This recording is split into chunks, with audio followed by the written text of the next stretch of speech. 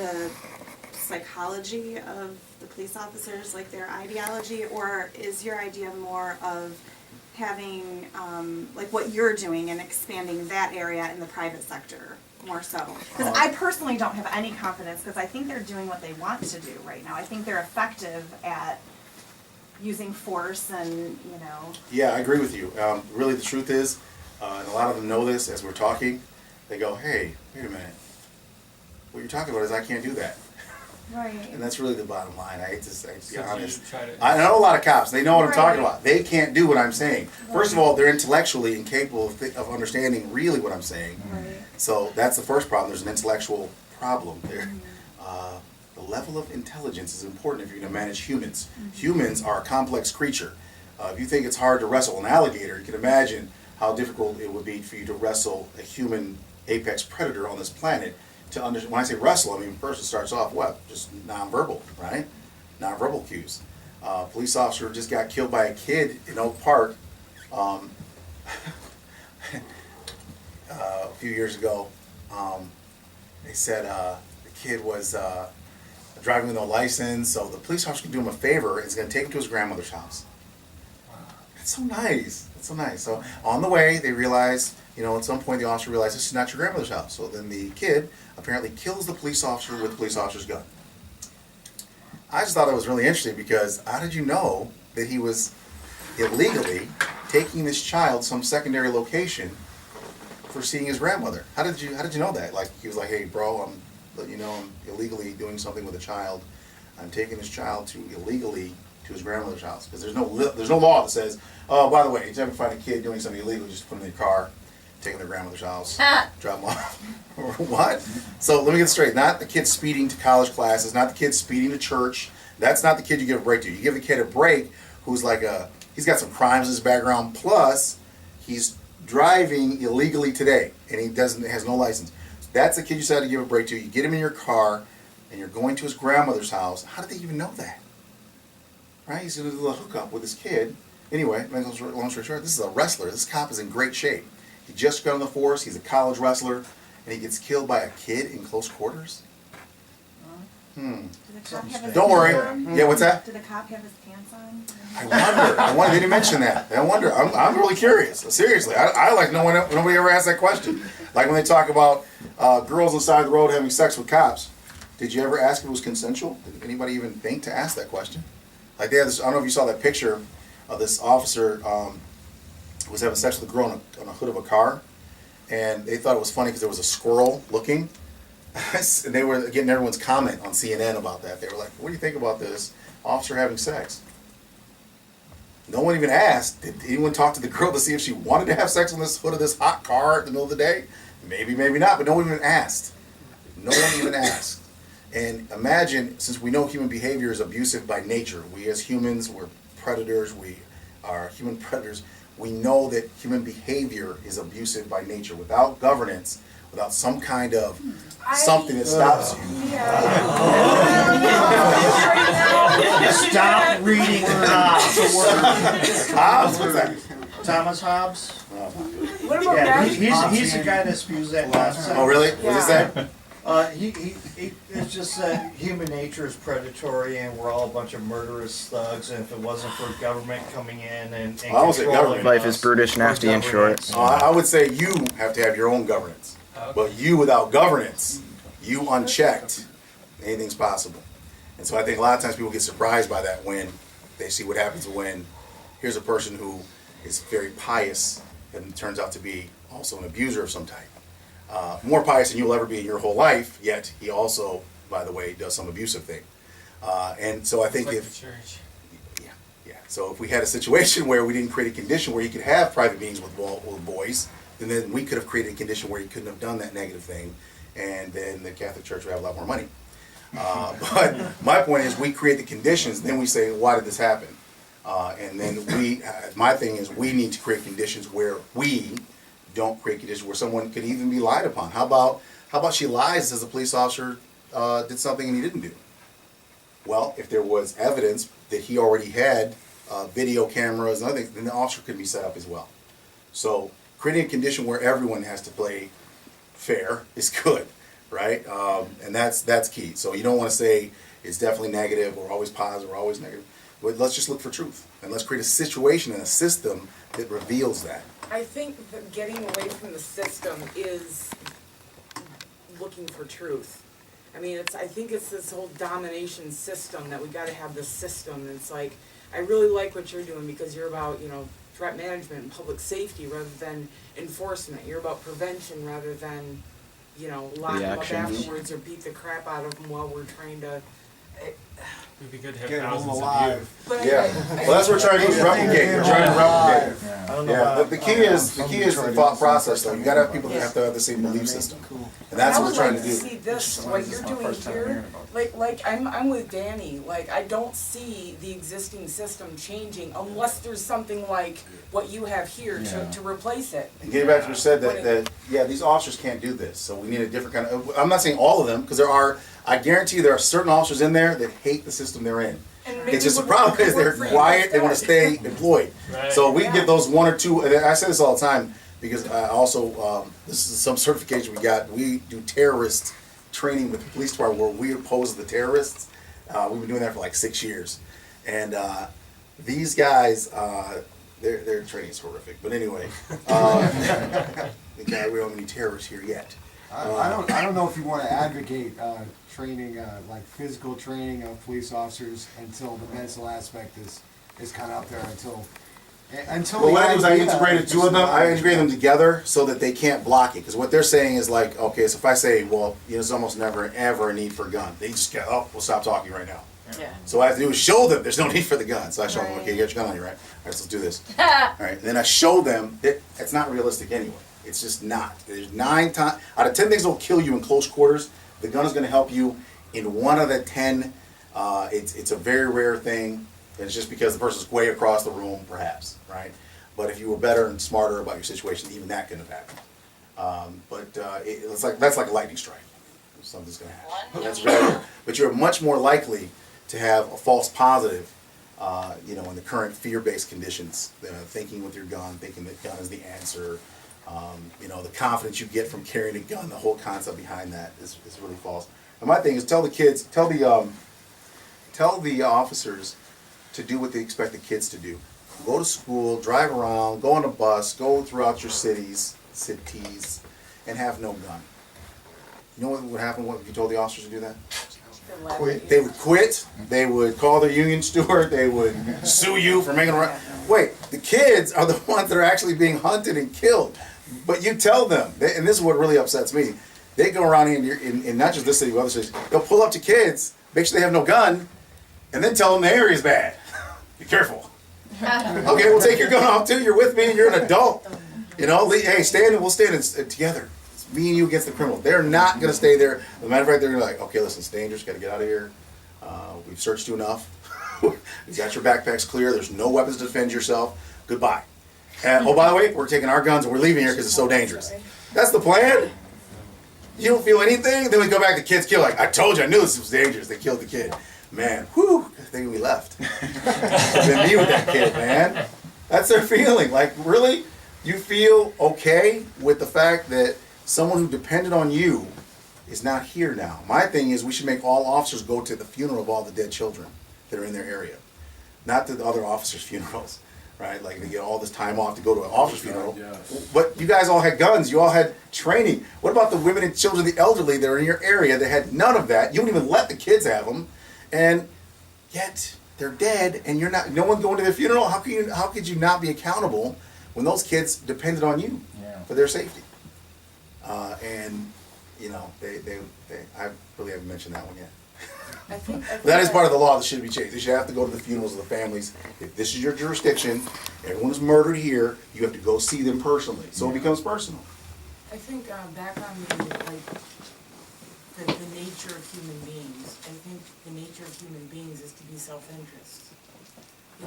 We have self-interest, and whether that's good or bad, really is influenced by the unfortunate domination culture that we're all part of, and most of us here, I would think, in this room are, eager to see change. So Yeah, I I'd don't like know. people to think of self-interest as not necessarily all about me, but it can be mutual as well. Yeah. Like for us to be safe together, for me to take risks, to contribute to your safety is maybe in my self-interest. Yeah. Right. It's maybe not my self-interest to look the other way while you get hurt and run to protect myself, but for us to help each other out. So Mutual benefit. Nobody Yeah. can make it alone. Nobody can make it by themselves. You need community, That's you right. need connections with people. Mhm. You need Some- people. Something else to factor in, and I have less faith in the system cleaning itself up than Danny does. How is that possible? Because I can do all sorts of things. It's more than just the cops out on the street that are the problem. They're the leaves and the branches. The root runs a lot deeper. It's the politicians that are saying, go out and revenue generate the Yes. people in this area. We can't tax them directly, so how about a little taxation by citation? Yes. This year, this will get us a federal grant, because if you arrest some people that have weed or something like that. Yeah, that's my favorite. And it is a policing for profit, but the bottom Policing line for is, profit. it could never happen if not for the city council, the mayor. you know, Yeah, the city they're all office. using it for a revenue generator, and Yes. that is also perversion of protective services, right? So you're trying to say my protector is also my revenue generator, but that should not be the purpose. You need to think of it differently, and like what they're doing here in Detroit, they're literally harassing people that they think will pay Operation them. compliance. They actually will. They're harassing people that think that have the money, but you would think that's all they're going to harass. They're giving kids here tickets for walking across the street to their friend's house. So one kid says, "I can't walk down the end of the street because that's where the drug dealers are." My mom said, "I got to stay away from there." The police officer said, "I don't care what your mother told you. Walk down there and you cross that crosswalk." He wants the kid to go down to the drug house. Now imagine telling this youth who grew up here, you should respect police officers. Now how do I bridge that? How do I see where I grew up? I'm not saying the cops are perfect, because they're definitely not, but they put on the show. I can tell you, I never saw a cop cuss or do anything in Detroit. Anything's possible. And it's Where you grew up at? in Ann Arbor, right? And Wow, I'm sure the is it that kids. far away? Yeah, it is. But you know what they do? They make the cops have a 4-year degree. And the officers there, they just put on the show. That's all I can tell you. They put on the show. So even when if they're gonna they're gonna go up against that line, they're gonna do it in an articulated way. They're gonna, if they're gonna harass you, they're gonna do it in a. I was harassed in But that's Germany. a college town though, right? Yeah, it's a college Well, town. you know, But so still, they're gonna do more it a certain way. intellectual people, Yeah, I lived in Yes. Dempsey for Yeah. 20 So you years. gotta do They're that. also gonna Like pick a their big targets. city They're gonna right pick who they're gonna mess with. Yeah. Here in Detroit, honestly, they do the same thing. But here it's a city, so you have a lot more leeway and a lot more diversive behavior that's inappropriate. It's literally ridiculous. I mean, That's the nature of the system. I mean, if it is a top-down domination culture mentality, it's gonna happen. I mean, it took, how many years has the United States been the United States? I mean, where it started at even taking it back to that, it's gonna grow into this that's a eventually. good point. And Well, what I tell people, so that's what I tell them all the strike time. the Look at our root origin. and recognize that government is force, taxation is theft, and we need to change the mentality, the culture of people. And again, I really appreciate what you're doing here, and Thank you. I think Yes, sir. the Live Free I think Detroit what's on is- a lot of our minds is we don't think that the system can be changed. We want you to just replace them. Yes. Yeah. Yeah, well, I won't be able to make any money that way. Because we're not gonna harass people. You know what's funny? Because we get citizens say things to me. They go, "Oh, how come you guys?" This lady, she had an attitude. She goes, "I've heard about you guys catching anyone." And I go, "Did you hear about anybody rape, robbery, and killing anyone?" She was like, "What's that supposed to mean?" Well, it means, is someone in your area raped, robbed, or killed? No. Okay, then we're successful. Yes, you're right. We didn't catch anyone because we're not here to do that. And we're not going to kill people like this. I get this other one though. So you guys carry weapons? We do, but we're not gun dependent. And I said, they go, well, we don't see your weapons. Because 9 times 10 we are carrying weapons underneath, even though you can legally carry them outside, and we carry non-lethals on the outside. Right, so pepper spray or something, and so they'll say, well, they're breaking into my house. I want you to get them. Really? You want us to get them? So they're stealing your TV. Let's say it's a really good one, like $1,000 TV. So we go in there. We're going to get them, and then they get hurt, or we get hurt, or they get killed, or we get killed. Do you think the $1,000 TV is going to add up to the amount of legal expenses? How about the anger? Did you notice that let's say we killed the guy in your house, do you know the family, they're not going to be happy? And they're going to come back after you? Did you know that? You wish that you could give them $1,000 to make up for it, but it's not going to help you. So we don't kill people over toasters and TVs. It's never going to happen. My men are never going to engage. We're going to scare them out of the back of your house. We're going to be scary, and then they're going to run. They're going to say, well, you're going to chase them? Chase them for what? Last thing in the world we want them to do is get hurt leaving your house. Now they're hurt, they're on your property, you got to give them first aid, they got proof, they get a lawyer, they get money. Right? I just give them $100, throw it at them, tell them to leave. Now that's managing threat. They're like, this is silly, this is crazy. Yeah, we have no lawsuits. Our clients have no lawsuits. And that's what you want. You want to have a prosperous life. A prosperous life also means not having injured criminals inside of your home. The police will come in there, there'll be a scuffle, people get injured or killed, and it's all over what? There wasn't anyone in the house. The only way we were going to go in that house. That's why we have 1,000 families here in Detroit that depend on us. They all get the same spiel. It's all documented. We do not go into that house unless someone's life's directly in danger. So if it's just an empty house, we're not going to go in there. We're going to scare them out. We have smoke. We have all kinds of scary stuff. Nothing that hurts you, and you can leave. We even have paint guns with paintballs, right? So you want to, shoot some paintball at them. Just let them go. And we just saw the police. They went that way. We're not here for injuring people or seeing them get hurt over stealing an item. It's just not that serious. Everything's insured anyway. And so you just have to be smarter about your situation. And by the end of this year, we're going to have all non-lethal platforms. We're going to be the only organization that I've ever heard of that does protective service work on a major, especially urban scale, that has no lethal weapons. That is my objective by the end of this year. So over the next 2 months, we're going to have all non-lethal weapons platforms. So there'll be no fatal force weapons whatsoever. Although I own a lot of them, they will not be used for security purposes. And I believe that with all the technology we have out here today, we can do that across the board. For schools, people, I don't know if you saw the thing on, local media came out and showed us teaching school teachers. I got a lot of flack too. I'm reading my stuff. These guys, I had to disable the comments people hate. There's some positive stuff since you guys did reports on us.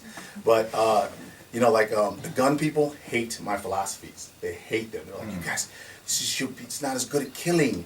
You need more killing ability. You need more. Their whole concept is, how do I create a better kill?